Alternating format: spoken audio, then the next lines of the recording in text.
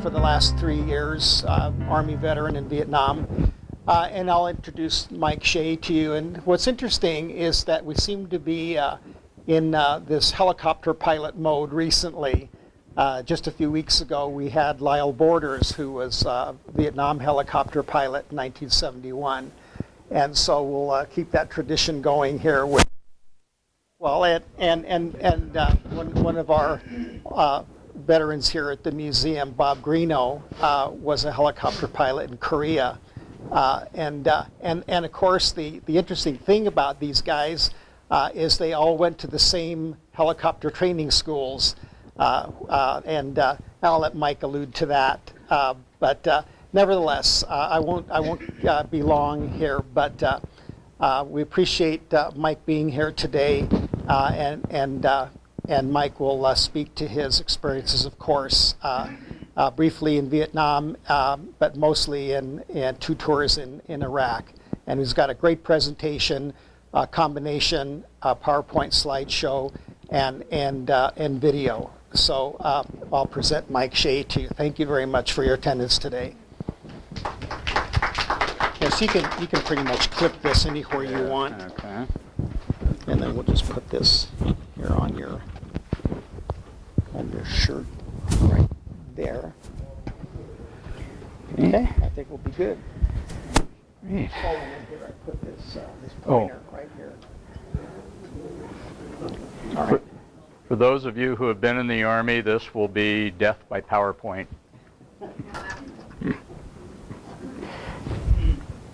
Well, thank you for coming. Thank you for inviting me. My real job is as a lawyer representing veterans in their veterans claims and veterans denial of their benefits by the VA.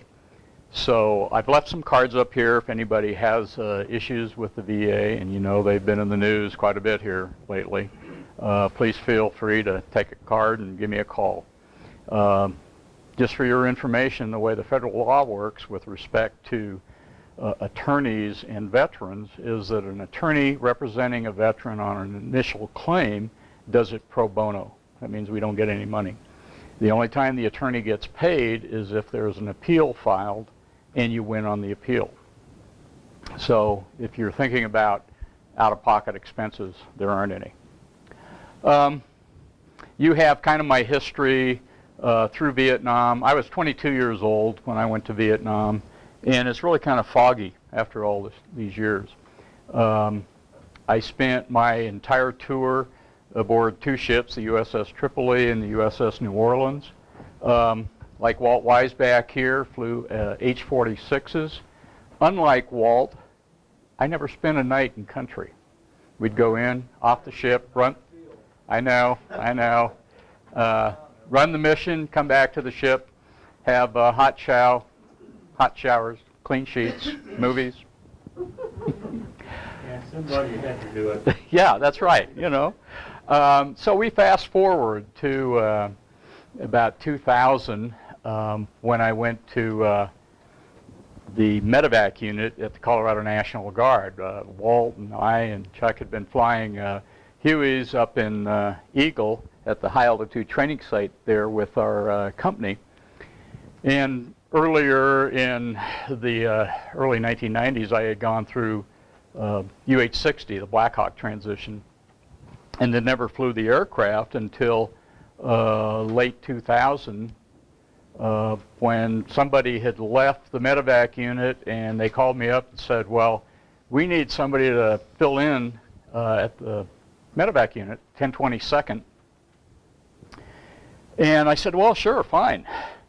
Well, the battalion commander called me about half an hour or so after I'd actually signed into the unit, and he said, oh, by the way, and now this is September of 2000, he said, by the way, we're going to Bosnia in March of 2001.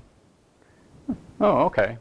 And I got home, I told my wife, and she said, well, did you forget that our son just told us he was getting married in May of 2001? So I made some quick telephone calls, and we made it happen. In 2002, I was actually down in the Virgin Islands on a business trip. I know, tough duty, but somebody has to do it. And I got a call from the battalion. They said, we're looking for volunteers, 2 from each state, to go tip of the spear in Iraq if we go. So I said, well, I'm not volunteering, but, you know, if I get orders, I'll go. So we'd gone to a couple of meetings down on the beach and came back, and my wife was there. And telephone rang, and they said, you have orders. So two of us from Colorado had volunteered to join the tip of the spear.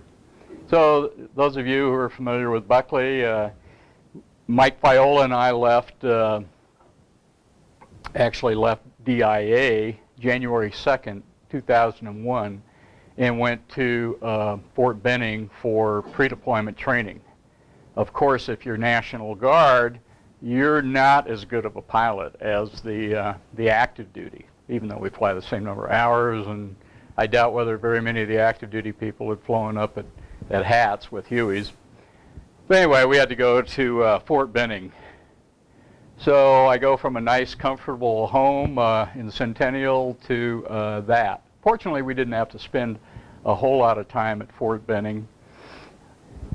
The guy on the right is Mike Viola. Some of you may know him. He ran Rotors of the Rockies for a while. So this is, and I forget who the guy on the left is, but they wanted 100 pilots from around the country, 2 from each state, to fill in as Black Hawk pilots, primarily as co-pilots, not even as aircraft commanders. So we showed up after about the first week of training in this big tiered conference room, classroom, and a young lieutenant colonel. Now remember, I am 54 years of age now, and this young lieutenant colonel is about maybe 32, and he comes in and he looks around the room. There are 80 of us. He said, I'm sorry, this is not what we asked for. And a friend of mine, W5 at that time from Indiana, stood up and said, well, Colonel, what did you want? You asked for volunteers. And he said, well, we wanted a bunch of young W2s with, a couple of 100 hours of flight time to fill in. Well, out of the 80 people in that room, 60 of them were Vietnam veterans. Most of them were senior W3s, W4s, and a smattering of W5s. So we got assigned to various places. Mike and I got assigned down to the 507th Med Company. Now I say 507th Med Company because this is going to become important later on in the slideshow. So again, we show up, now another W4 from California, myself a W4 at the time, Mike Viola, W3. We show up at the company. The senior warrant in the company at that time was a W3. And they looked at us and said, what are you doing here? We said, we're here to fly. Put us in the aircraft, tell us what to do, we're just here to fly. And it worked out pretty good. Great group of people down there. But within about 4 days, they'd already done all the pre-packing for deployment. So they assigned Mike and Brian Holcomb from California and me to an aircraft with one of their pilots, and we started flying them down to the port. So our first port trip was to Corpus Christi, and a couple of weeks later we took more aircraft down to Beaumont, Texas, and they put them on board a ship. Now, unlike the Marine Corps, where you reach up and you push a button that says blade fold, the Army doesn't do that. They cheaped out, so it takes about 4 or 5 people to actually unhook the pins of the blades, manually bring them back, and it takes pretty close to 3 or 4 hours to put a helicopter together in order to put it on board ship. There's the ship at the port. I think that was Corpus Christi. They also load on all the tanks, all the Humvees, everything that you need to go to war. And this now is mid-January. So remember, the war started late March, but they had been doing this ramp up into Kuwait for a number of months. Got on the airplane at Fort Hood, February 11th, 2003, and they take you out. Fort Hood has two fields. So they put us all on a bus. We've got all of our gear that we're going to take onto the airplane with us, other than our sea bags that go underneath. They put us on a bus, take us out to the airfield, and then the bus stops. We wait. About 45 minutes later, a guy comes on and says, well, the aircraft is overgross. We have to take some people off. But you don't just take a few guys off to make the weight proper. Now you have to go through you have to unload the aircraft, go through all the bags, find their bags, give them back to them. We sat for about 3.5 hours, cramped like this, holding your gear in a bus. So finally we get off, go up through Maine, through Shannon, Ireland, and then on into Kuwait. You land about midnight in Kuwait. Well, midnight in Kuwait, February 12th, it was still about 70 degrees. So this is a little tent that they put you into. Now we're at Doha. Doha had the facilities. This is just right outside of Kuwait City. You can kind of see the towers of Kuwait City. Brian Holcomb from California, Mike Viola, me, and the rest of the guys from the 507th. Great group of guys. Good chow. They didn't have barracks for us. They don't have BOQs and BEQs. They had these big warehouses. So we had the entire company, the battalion headquarters, and a bunch of other people in this warehouse. Approximately 183 people, only 2 to 3 feet in between each rack. Had air conditioning? Oh, no, no. The latrines were outside. They were porta-johns. If you wanted a shower, you had to walk about half a mile down to some portable showers that they had. There's me, relaxing. These are what they call the Scud goalposts, named after a Desert Storm, but this is Doha. Okay, in the event of a Scud attack, and we're still afraid of nerve agents, all kinds of bad stuff. So in the event of a Scud attack, we were all supposed to rush outside the warehouse and climb into these little bunkers. I'm not sure how that was going to protect us from the nerve agents, but supposedly from blasts. Well, each one of those little bunkers holds about 8 people. So you're going to try and get 183 people crammed into these bunkers. It's dusty. Kuwait is, anybody been to Kuwait? How would you describe it? Politically or politically incorrect? Politically incorrect. Politically incorrect is the bullseye shaped asshole. It's filthy. It's sandy. Trash strewn all over. You still have the nomads who ride around on their camels. Well, they go out into the desert, set up their tents, and they set up their satellite TVs. So a month or so later, when they're tired of that place, they pack up everything onto these big trucks and move, and they leave all the trash behind them. It's one of the filthiest countries I've ever seen. So we're in Kuwait. A couple of days after we've been there, our ship now pulls in. Now remember, the ship left Texas, Corpus Christi and Beaumont, sometime around January 15th, January 18th, and it takes them about a month. Now we got into Kuwait about February 12th. This is now about February 18th. So we go down to the port to unfold the blades and hook them up. Well, it takes so long. Now this is for Walt. Okay? This is what Walt and I flew in Vietnam. So it's still my favorite aircraft. It beats just about any other aircraft out there. So I walked over and there was a young Marine captain standing there. And I walked to the back. Now, on the Marine Corps aircraft, the tail number's back here. What was your designator? Swift, Yankee Kilo. Yankee Kilo. Ours was Yankee Whiskey. Went to the back and I looked, and this captain said, "Well, what are you looking at?" And I said, "Captain, I flew this aircraft in Vietnam in 1972.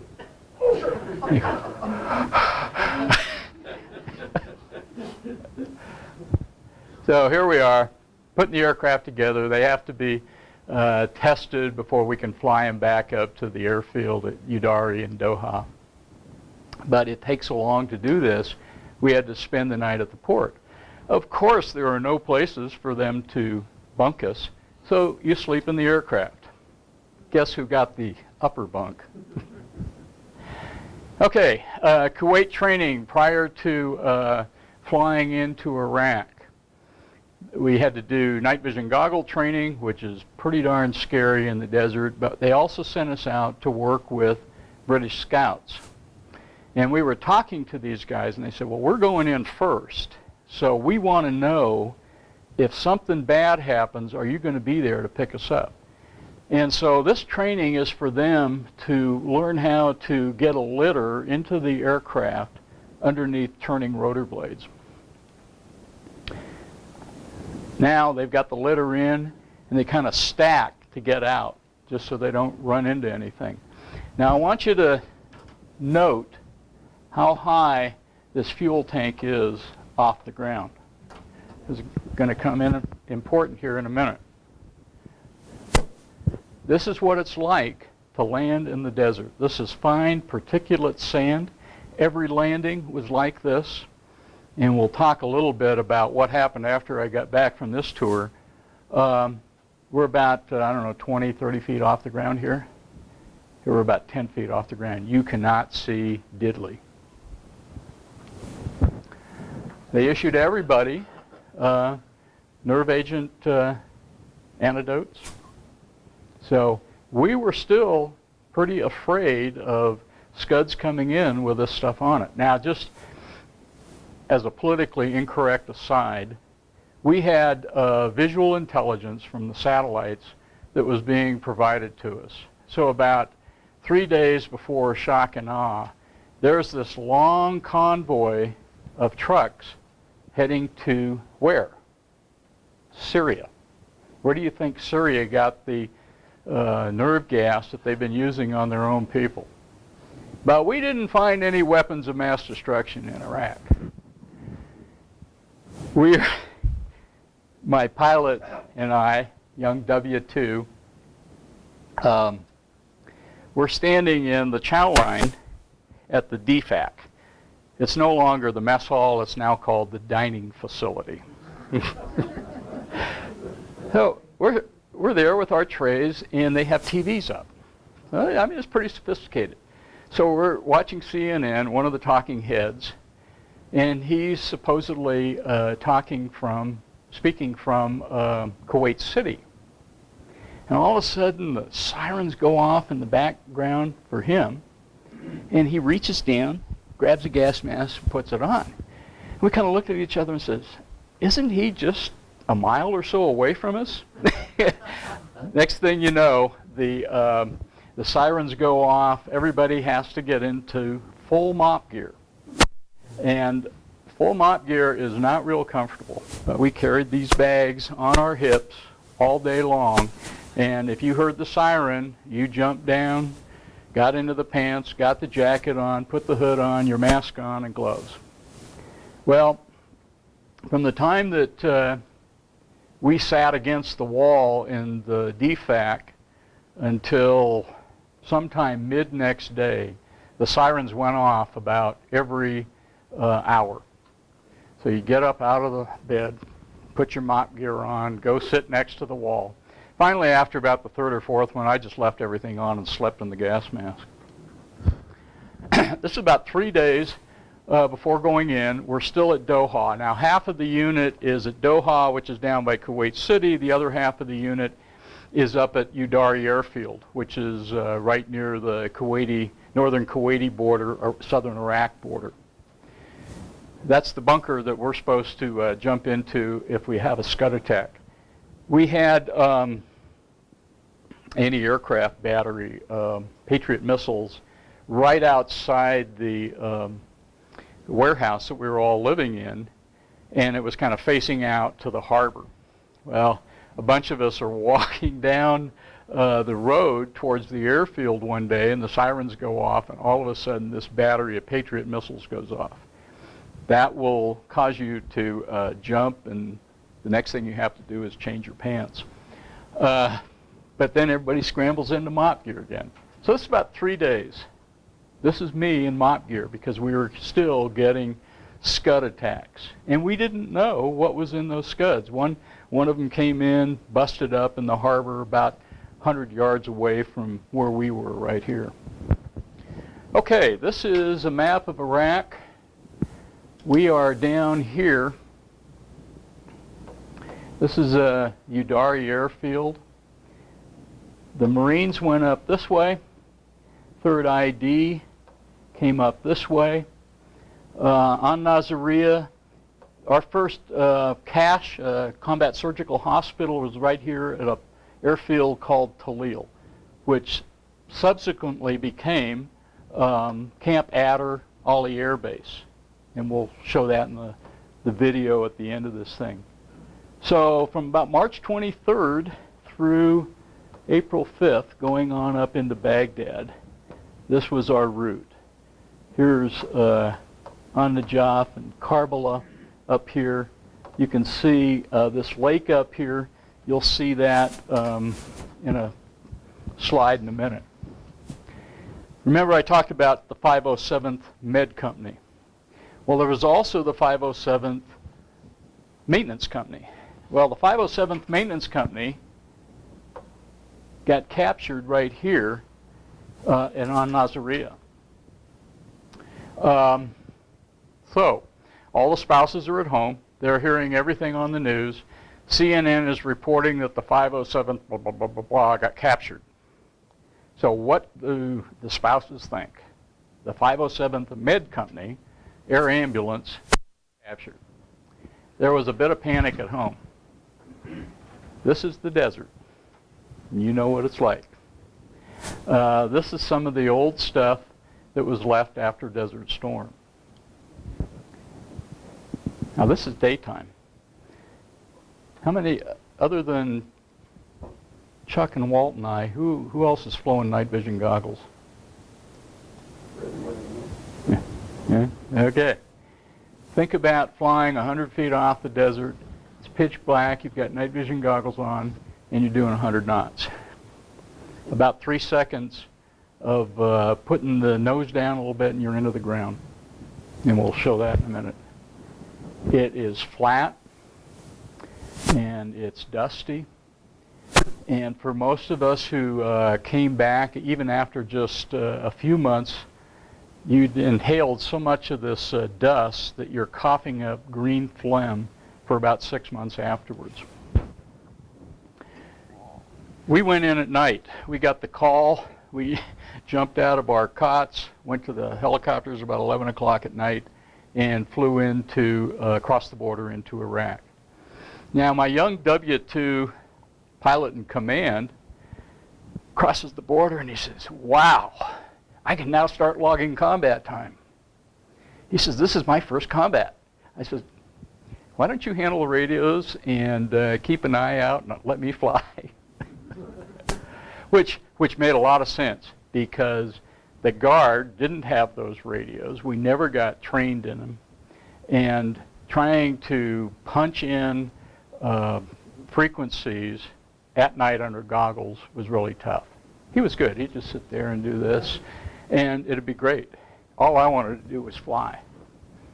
We landed at a place called Jalaba. Landed in the morning. One of our first medevacs was a tail-to-tail. A tail-to-tail is where one group of helicopters brings up injured, transfers them into another group that carries them on to the cache. These were Marines that were on the east side of Iraq going up their way. We picked them up and then took them up to the cache. And the cache was at Talil, which became Ollie Air Force Base eventually. The guy on the left is of no account, but there's me, my crew chief, Jared Hurdle, and my medic. Medic was Muslim and had some real psychological issues about going in to Iraq and fighting other Muslims. Difficult. Jared subsequently went to the 160th Special Operations Unit, and great pilot, great guy. You remember, I hope you remember, that we're pushing forward. We've done shock and awe. You've seen all the stuff on the TV about shock and awe. We're making progress, and all of a sudden, progress stops. Oh, well, you know, the Army can't do it, the Marines can't do it, it was a bad plan. Well, the bad plan was a shamal, a huge dust storm that lasted for 3 straight days. If you got out of the helicopter and walked 50 yards, you could not see the helicopter. Now, mind you, we don't have tents. We don't have a BEQ to stay in. So we would rotate. You'd strap yourself into the front seat and just kind of hang there. And then when you got tired of doing that, you kind of crawl out of the helicopter, go into the back, and sleep on one of the litters. Well, my crew chief had really bad feet, and we had to keep telling him to put his boots outside the helicopter. Well, one morning I rolled over, and I just horrible smell. And, you know, I forget the kid's name now, but I said, "Get those boots out of there." He said, "My boots are off, sir." And I rolled over again, got my nose caught in my armpit and realized it was me. We did not get a shower from March 23rd until April 5th. This is just dust in the cockpit. It seeps in through every possible crevice in the helicopter. Now, I said we didn't have tents because we were medevac. But if you're the 101st Airborne guys, anybody in here 101st Airborne? No? If you're 101st Airborne, you're a real cowboy. So you get nice tents that you can put out whenever you stop someplace. And we were still getting potential Scud attacks at Jalaba. This is a convoy heading north. And these guys drove day and night. I have to give them a lot of credit. Night vision goggles doing 55, 60 miles an hour. We had a lot of wrecks. This is where a lot of our injured came from the guys getting in wrecks in the convoys. This is, we're now getting up a little further north. Another medevac operation. But you can see there's still not a whole lot of visual references out there. Mike Viola did a great thing. He had bought a sat phone, and when we showed up down at Fort Hood, he had this sat phone and he was showing it around. Well, all the battalion guys thought, well, man, that's great. So they went out and bought 5 sat phones. Well, after 5 or 6 days, Mike had talked to Gina Viola, his wife, and Gina and my wife were pretty good friends. And after about 5 or 6 days of not hearing from me, she'd say, "Gina, I got to talk to Mike."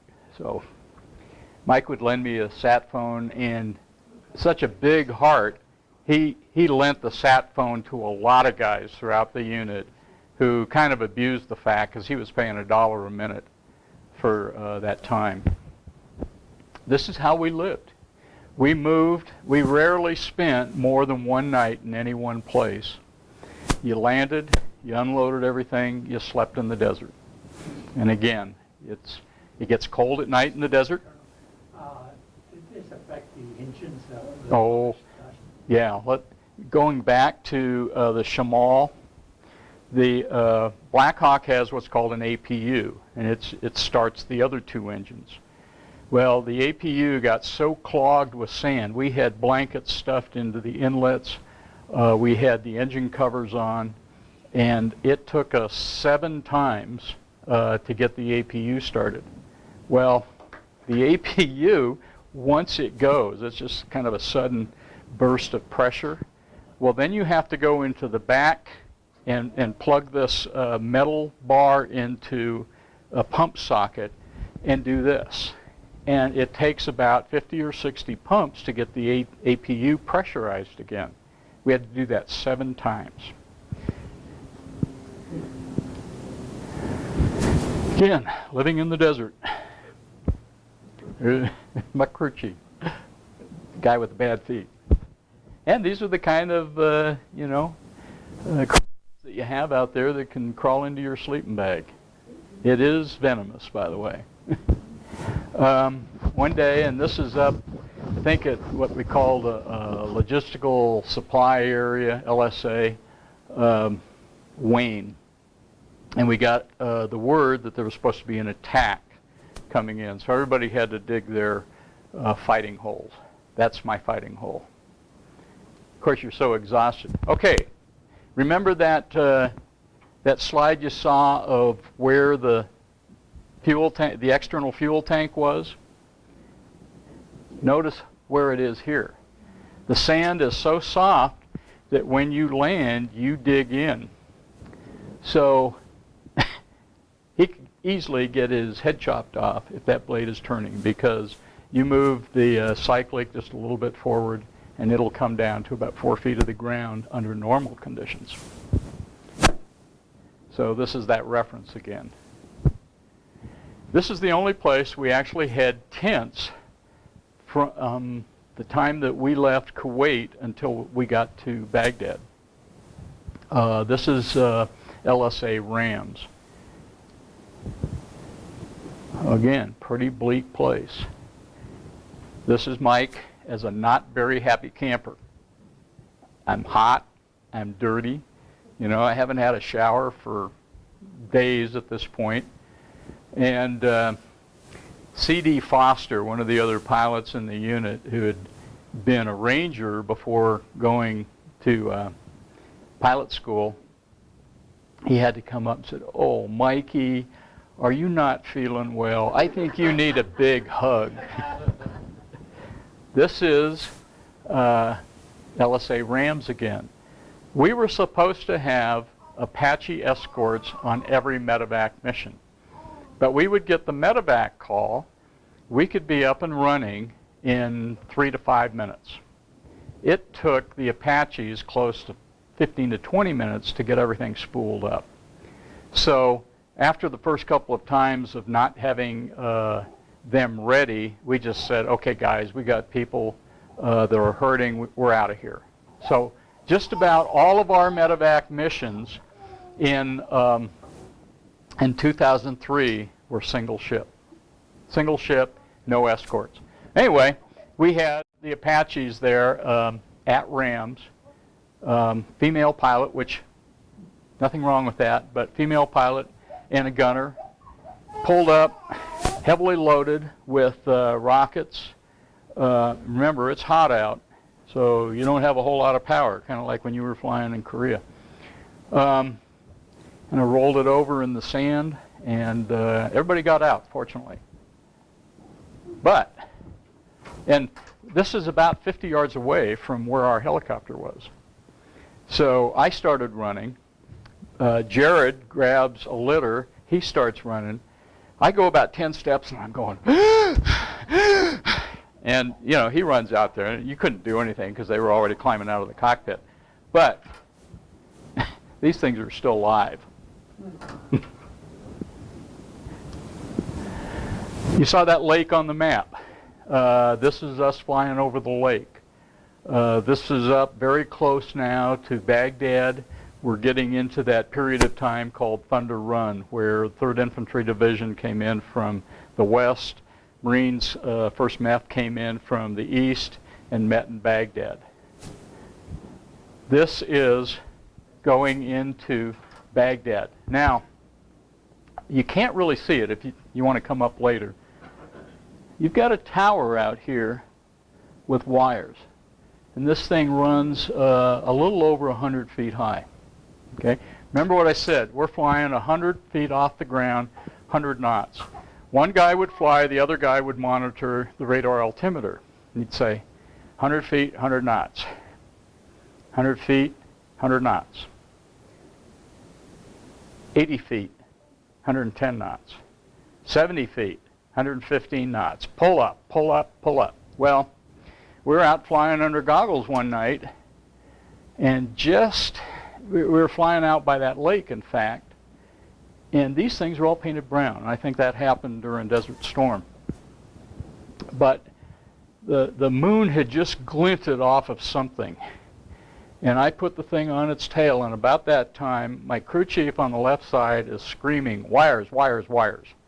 And we went over that thing, and I don't know how I missed the top wire with that tail wheel. But it comes so close. Okay, so we get into Baghdad.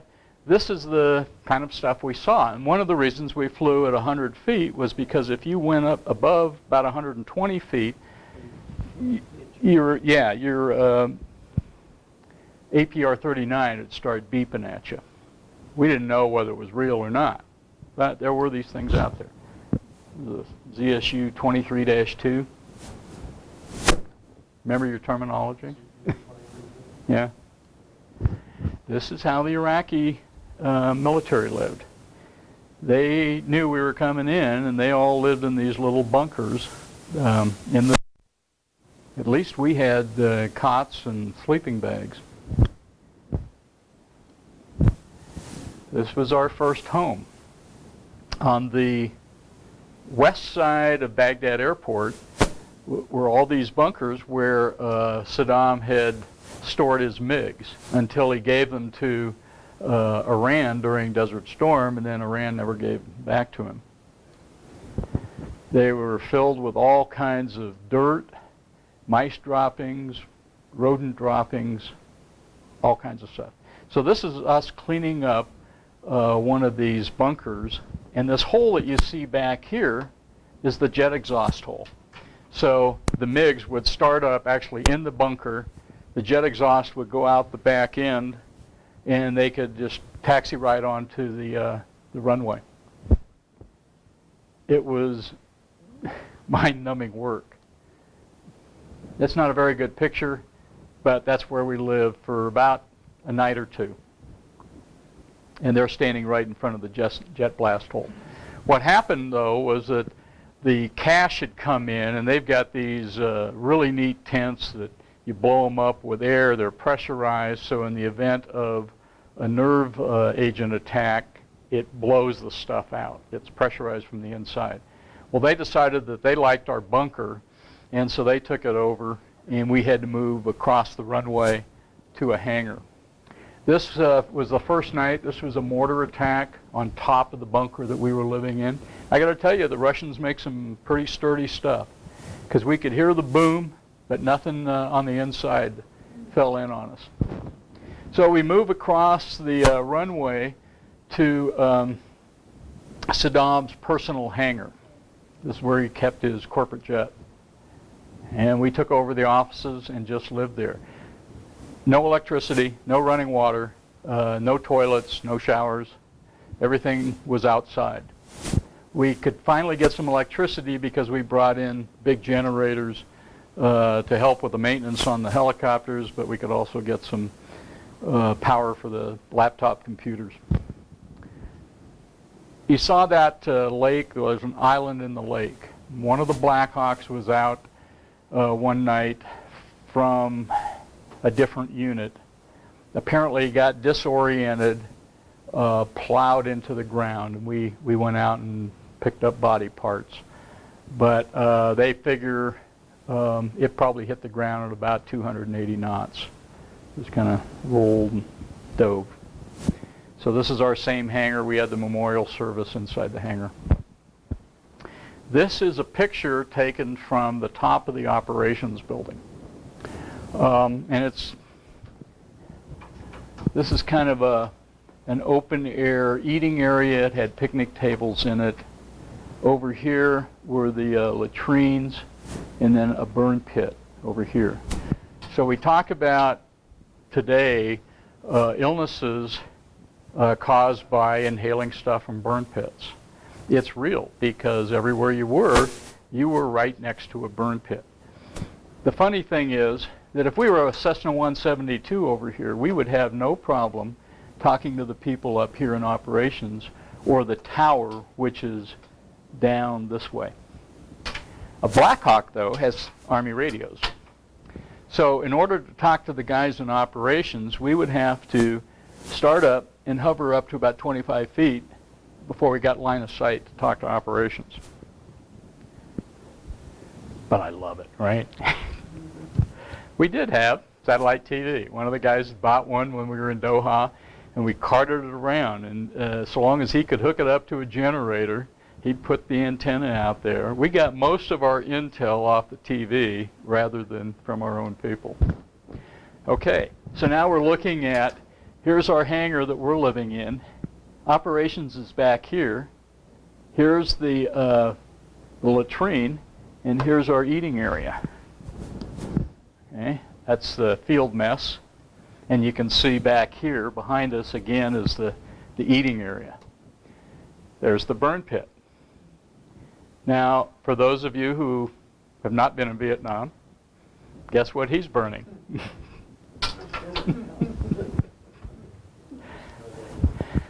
Okay, we rolled into Baghdad, and I take no pride in these pictures because they were taken by everybody in the unit. So it was really nice for everybody to give me slides. This is the kind of stuff that we saw. This was in one of Saddam's palaces. This is the mosque at the presidential palace. Oh, we get into the airport. Oh, and you remember, this is a Muslim country. The special forces and the Rangers got in first. Well, they totally wiped out the airport of all the booze there. Now, we're under General Order Number 1. We can't drink, we can't do virtually anything. But this is Iraqi Airways, and there were probably 10 or 12 of these aircraft lined up next to the terminal. What's missing? There are no engines. All the engines were taken off before the invasion. That is a palace that we could see from the end of the runway. That's just one. I'm not sure that they have counted all of Saddam's palaces in the country. We know that there were at least 80 in and around Baghdad. He never spent more than 1 or 2 nights in any one palace because he was afraid his own people were going to get him. This is how the regular populace lived. So they would be in these mud huts and have their animals in with them. That's another one of his palaces. You talk about the income discrepancies. His private swimming pool. Another palace.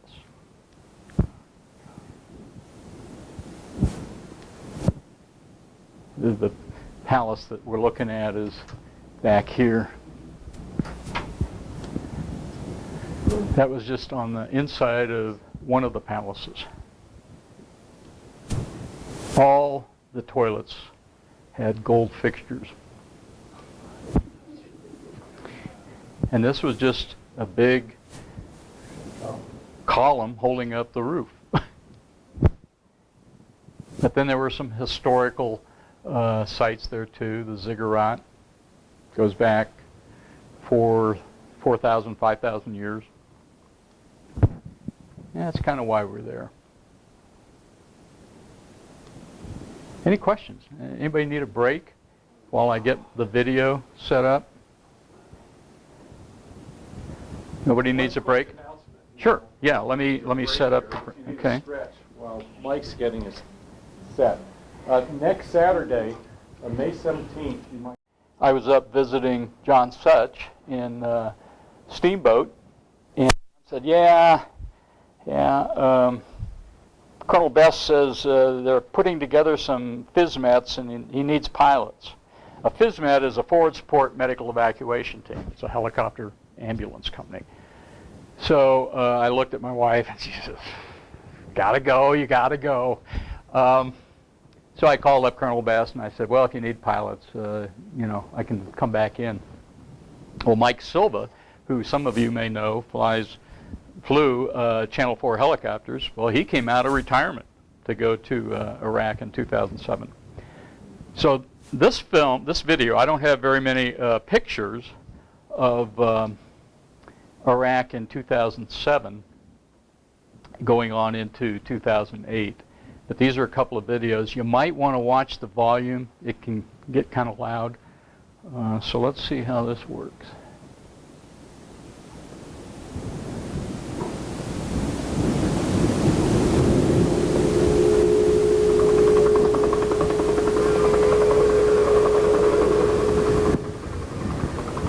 Turn the light off. Oh, okay.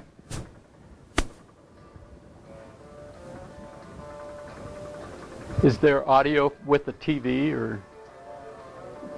Probably turn up the volume on your laptop and then just kind of stand close to it there, Mike. Hold your little microphone. There's a lot of holes in this faded uniform. My hands are black with dirt. That better? and so is my pen.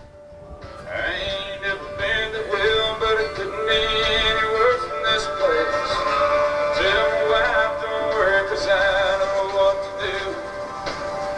It makes you feel better sometimes, but I don't know if it's real. I know if I die, it's just my time to go. But I pray to God every day that I make it back home.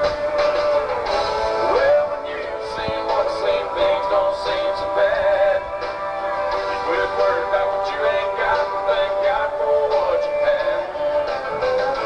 'Cause I couldn't be raising my family in this place. But I was born in American by God's amazing grace.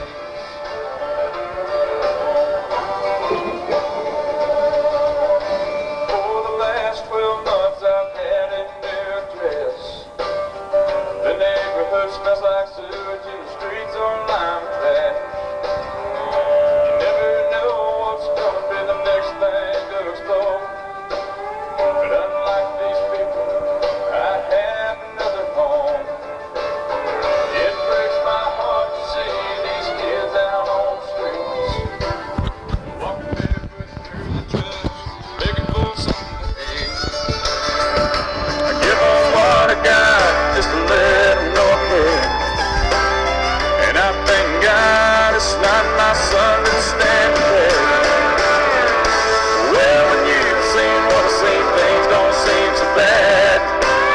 You quit worrying about what you ain't got and thank God for what you have. 'Cause I could be raising my family in this place. But I was born an American by God's amazing grace.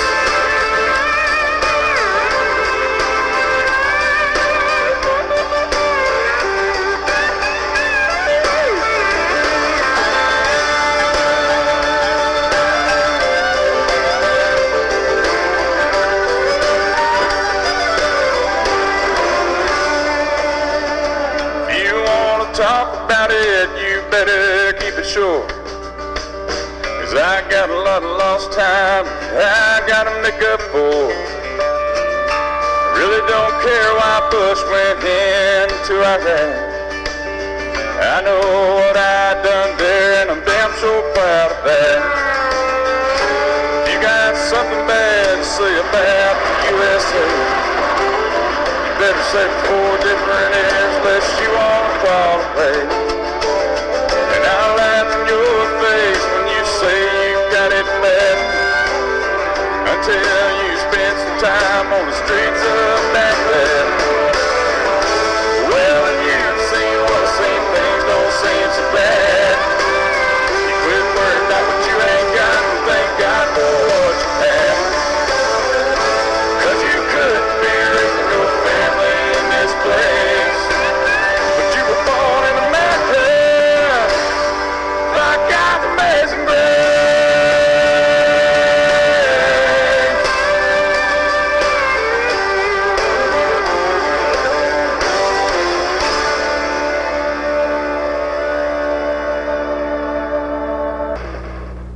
If you're in for some time.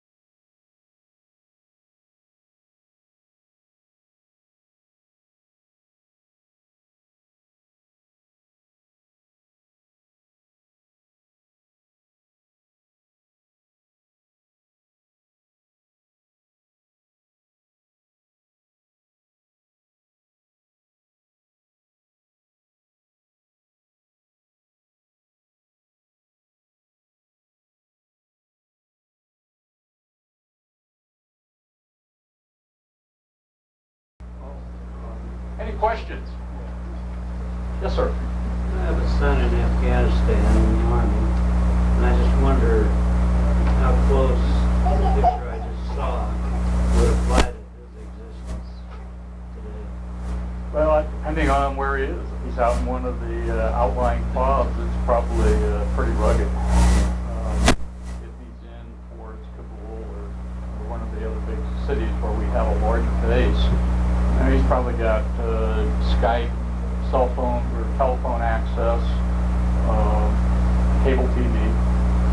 Here, when we came back out of Bob Echo, I ended up having my own room, which was, you know, big. I mean, it was maybe half the size of this room here. I had air conditioning. I had 2 bunks in there. Threw all my gear on one bunk. I had cable TV, air conditioning, internet access. life was pretty good, and the food was great. Unfortunately, the food is too great. I think I probably put on enough pounds that I couldn't get into my flight suit after I got home. There are a couple more clips if anybody's interested, but thanks for everybody for coming. Question about talking about food. I know my tours in Vietnam, it was done by I was in the Marine Corps, so we had our own messmen and cooks and all this other stuff. But I certainly understand that being in Iraq and Afghanistan, we subcontracted all that stuff out. And what was your experience with that quality of food that you got? Well, let me start with Bosnia. Bosnia had two great dining facilities. Go to either one. They were run by a contractor, Brown and Root. Fantastic food. I mean, ice cream, steak, lobster, shrimp. My wife wondered why my cholesterol went up. I said, well, you know, I have shrimp every night. Excellent food. 2003, we were eating MREs, and MRE has about 3,000 calories per MRE. But you know, when you're just sitting there, those pounds start to put on. When you're actually out and moving around, I mean, like you were with a big pack on, you burn 3,000 calories pretty fast. By the time we had some hot chow through that mess tent.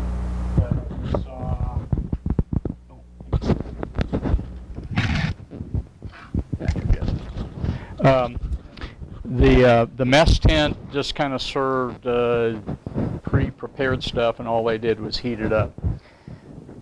By 2007, we had Brown and Root again. So they had put together a great dining facility at all the FOBs, and down at Camp Adder at Ollie Air Base.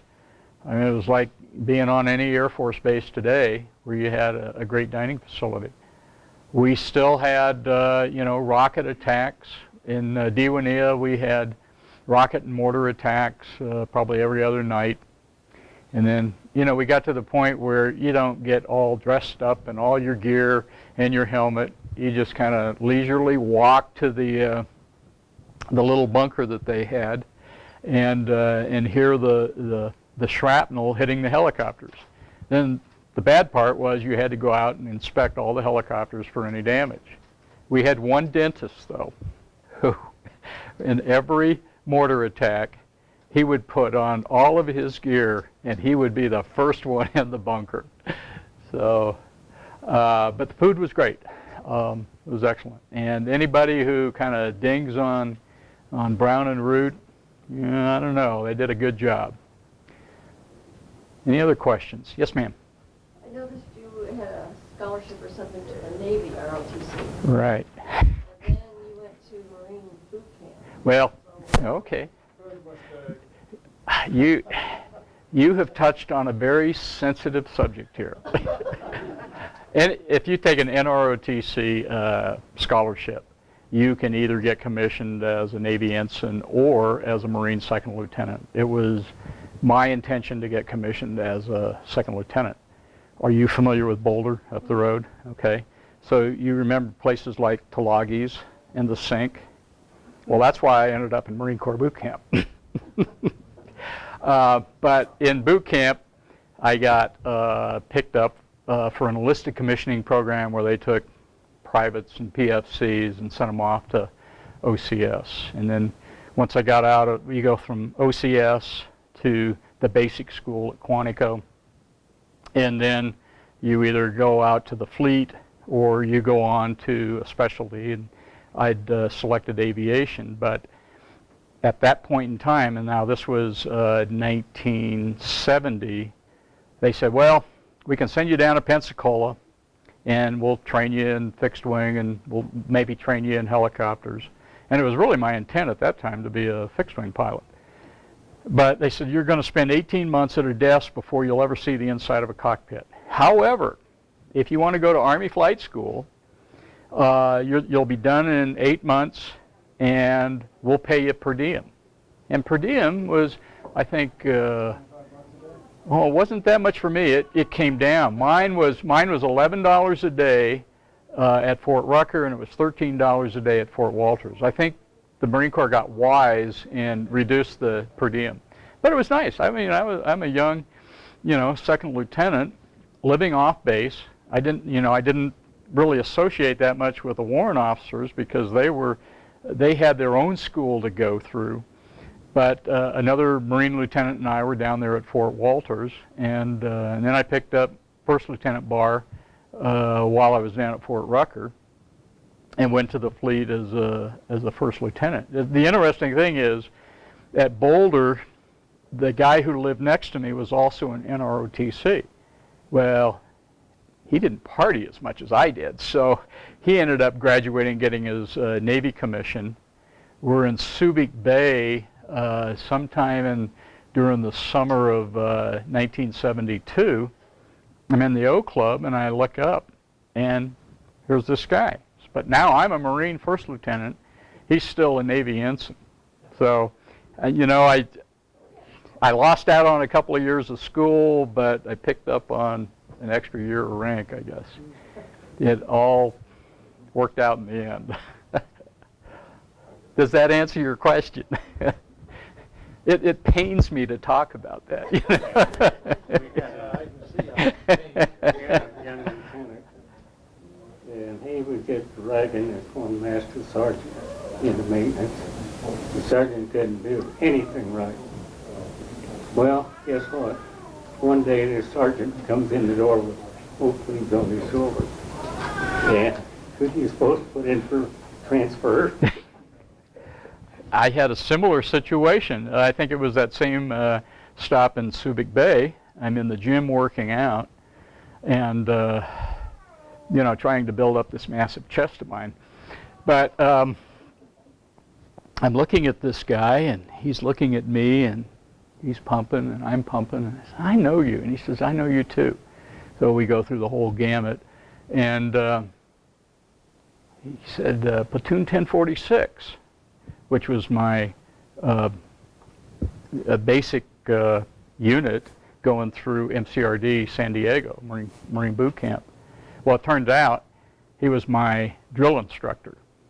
And he'd been in Vietnam and gotten a direct commission right there on the battlefield. But the other thing is, I get out of law school, I'm practicing law, I'm up in Adams County one day, and I wasn't making a whole lot of money. I was working a small clinic. And a friend of mine said, well, why don't you give this guy a call? He's looking for somebody with your background. So I called him up, and he said, well, what have you been doing the last few years? And I was in law school, and before that, Marine Corps. He said, oh, I know a Marine. Well, yeah, everybody knows a Marine. Yeah, there were only a couple 100,000 of us at the time. You always tell a Marine. You just can't tell them much. Well, we started doing the whole rigmarole again. He said, yeah, my best friend lives out there in Southern California. He's a helicopter pilot. Well, all of a sudden, that kind of narrows the universe down. And when he told me this guy's name, I about dropped the phone. A bunch of us owned a condo up at Mammoth Mountain, California, and we'd be up there every weekend. Well, his best friend was a young captain named Jim Colseri, and I said, you're not going to believe this, but Jim Colseri and his girlfriend used my condo at Mammoth Mountain every weekend. So that got me a job. Any other questions? Well, I hope you enjoyed it. Again, thanks for inviting me.